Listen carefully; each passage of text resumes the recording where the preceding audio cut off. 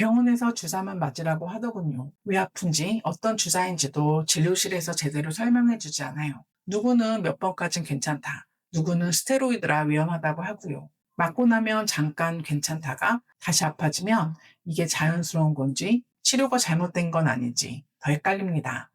이건 저희 남편이 목 디스크 파열로 신경주사를 맞았을 때 느꼈던 그대로예요. 효과가 있다면 당연히 맞고 싶죠.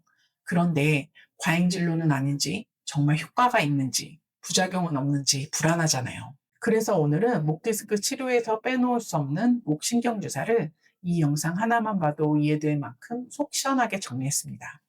진료실에서 못 다들은 이야기를 모아 국내 해외 의사 선생님들의 영상과 자료를 선별해 교차 검증하고 핵심만 담았습니다. 정리할 내용은 이렇습니다. 왜 이 주사를 맞는지, 왜 사람마다 병원마다 효과가 다른 건지, 어떤 성분이 들어가고 어떻게 작용하는지, 효과 지속 시간은 얼마나 되고, 주사 맞았을 때 부작용은 무엇인지, 끝까지 보시면 이제야 정확히 알겠다는 감각을 가져가실 거예요. 그리고 중요한 점 하나. 주사 치료는 염증을 줄이고 통증을 낮추는 역할을 할 뿐 근본 해결책은 아닙니다. 근본적인 해법은 자세 교정, 즉 생활 습관 개선이에요.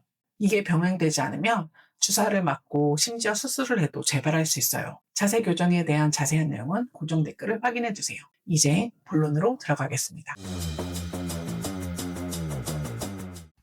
본 내용에 들어가기에 앞서 용어 정리부터 할게요. 처음에 저희도 뼈주사, 신경차단술, 신경주사가 너무 헷갈렸거든요. 심내소 TV의 김문창 의사 선생님의 영상에서 아주 잘 설명해 주셨어요. 우리가 이제 신경주사라고 이제 맞는 주사들이 이제 보면 이제 병원에서 이제 꼬리뼈로 주사를 맞을 수도 있고, 이제 시암이라 하는 의료 장비를 이용해서 문제되는 신경에다 약을 주입하는 걸 뭐 신경차단술이라는 용어도 쓰기도 하고요. 신경주사라는 용어를 쓰기도 해요. 용어가 정리됐다면 이제 실제 사례로 풀어보겠습니다. 남편이 신경주사 치료를 받았던 경험을 바탕으로 설명해 드릴게요. 급성 디스크가 터졌던 남편은 병원에서 신경주사만 맞았지만 통증이 거의 줄지 않았습니다. 의사 선생님은 곧바로 신경성형술을 권했습니다.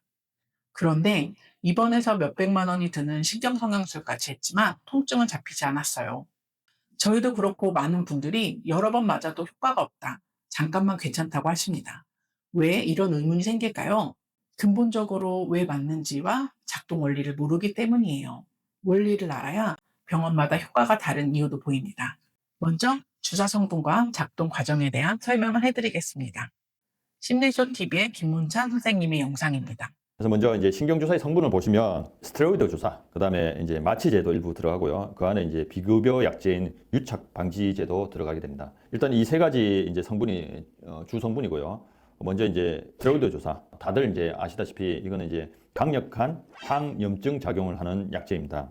이걸로 인해서 미국의 메이오 클리닉 같은 경우에 노벨상을 수상하기도 했고요. 그렇다면 디스크와 염증은 무슨 상관? 이라는 질문이 나오죠. 정성근 TV의 정성근 선생님의 영상을 보시겠습니다. 디스크가 내부가 찢어졌을 때 연관통이 일어나는 그 사이 관련을 짓는 것이 바로 염증입니다. 염증이 있기 때문에 디스크가 내부 손상이 됐을 때 디스크성 통증과 연관통이 생기는 것입니다. 디스크로 인한 염증으로 통증이 있다면 당연히 스테로이드를 통해 이 염증을 가라앉혀야지 통증이 질 거예요. 여기서 궁금한 지점. 왜 누구는 잘 듣고 나는 효과가 없을까? 남편의 사례로 이어가 볼게요. A병원에서 별다른 시도 없이 바로 수술을 권했고 저희는 수술 날짜까지 잡았다가 정보를 찾아보기 시작했습니다. 정말 수술밖엔 답이 없을까? 앞선 영상에서 충분히 다른 내용이지만 요약하면 남편은 팔 저림과 약한 근력 저하는 있었지만 응급수술 기준엔 해당하지 않았고 보존 치료도 충분히 해보지 않은 상태였어요. 그래서 지인이 추천한 B병원을 옮겼습니다. 사실 첫 번째 병원에 갔을 때만 하더라도 자연 치유의 가능성, 병원마다 신경주사가 다를 수 있다는 점, 신경주사가 정확히 뭔지를 몰랐습니다. 말씀을 안 해주셨거든요. 그저 의사 선생님의 지시만 따랐을 뿐입니다. 대학병원은 아니어도 큰 척추 전문 병원이었기 때문에 실력을 의심하지 않았거든요. 중요한 건 두 번째 병원을 갔을 때예요. 많은 분들이 여러 병원을 전전하시는데 두 번째 병원에서 바로 비수술 치료 명의를 만난 건 저희에게 행운이었어요.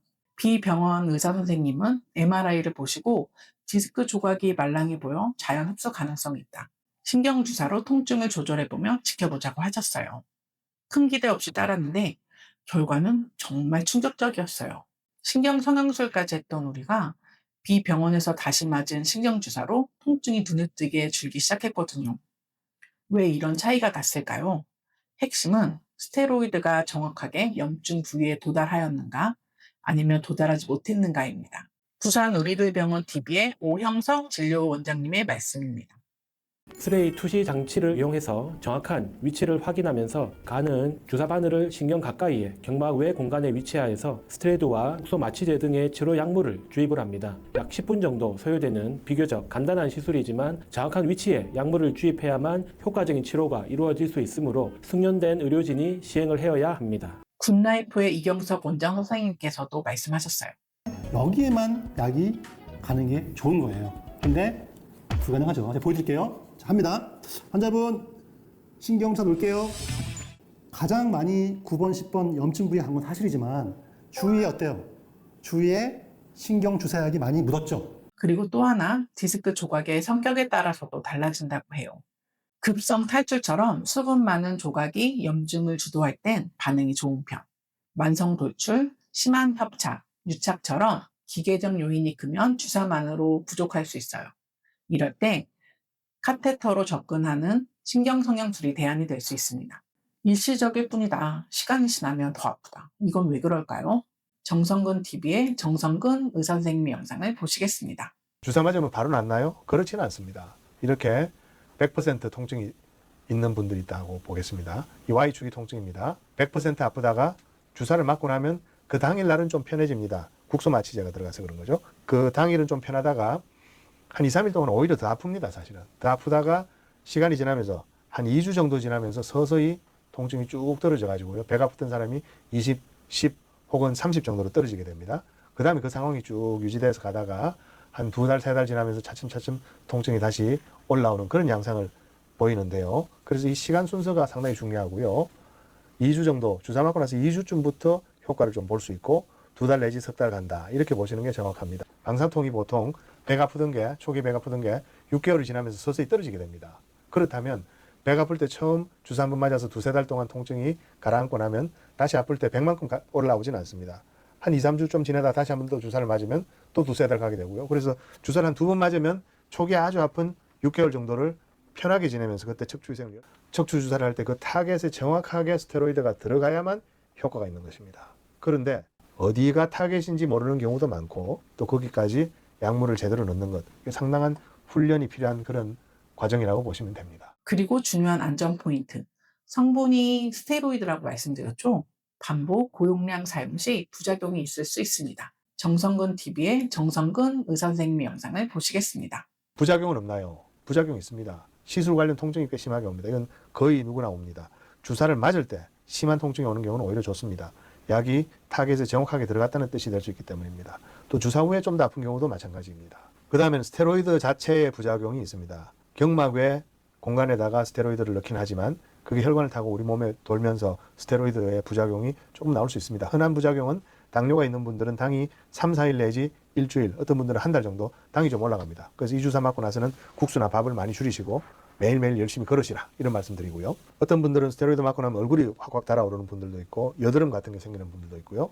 또 밤에 잠을 잘못 이루는 불면증이 일시적으로 오기도 하고 젊은 여자분들 같은 경우는 생리불순을 겪기도 합니다. 그런 건 아주 큰 부작용은 아니고요. 더 큰 부작용은 아까 말씀드린 대로 여러 선생님들한테 돌아다니면서 몸에 스테로이드를 너무너무 많이 맞는 경우죠. 그런 경우에는 이 부신피질 호르몬을 생산하는 기능이 확 떨어지고 얼굴이 붓고 골다공증이 심해지고 하는 그런 아주 나쁜 일들이 생길 수 있기 때문에 아주 조심해야 됩니다. 많이 맞는 건 조심해야 됩니다. 보통 6개월 동안에 3번 정도가 허용이 된다 이렇게 봅니다. 6개월이 지나면 또 다른 3번 정도 맞을 수 있다 이렇게 보시면 됩니다. 그럼 출혈은 뭐 큰 문제는 되지 않지만 간혹 있고요. 감염도 아주 드문 부작용입니다. 그런 경우에 정맥혈을 통해서 한 2개월 정도 항생제를 계속 맞아야 되는 그런 문제가 생깁니다.